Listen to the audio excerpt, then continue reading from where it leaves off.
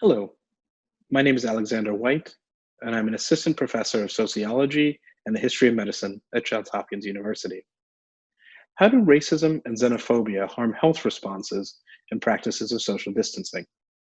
In 1977, Maynard Swanson introduced his work, The Sanitation Syndrome, by stating that epidemics do not create abnormal situations, but rather sharpen existing behavior which betray deeply rooted and continuing social imbalances. As we pause to reflect upon the current COVID-19 epidemic and social distancing responses, it is important to recognize how this sentiment is playing out in the xenophobia we are witnessing against people of East Asian descent around the world.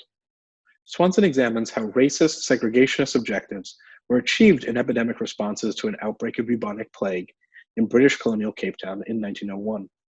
As bubonic plague spread in the city's poorer Black African population, many of whom recently arrived as refugees from the Second South African War, were forcibly removed from their homes and neighborhoods and transferred to a quarantine station.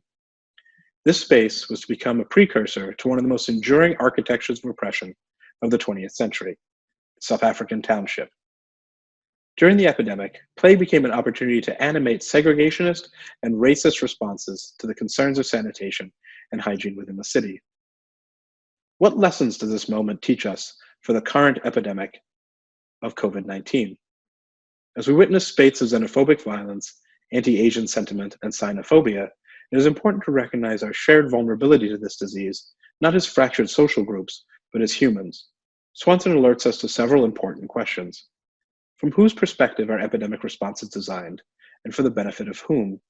Who constitutes the perceived risk of epidemic threat, and who constitutes the perceived carrier of disease spread? How do racial, ethnic, and other prejudices harm affected health responses? And finally, how might we learn from harmful past epidemic responses to create more effective private and public responses today?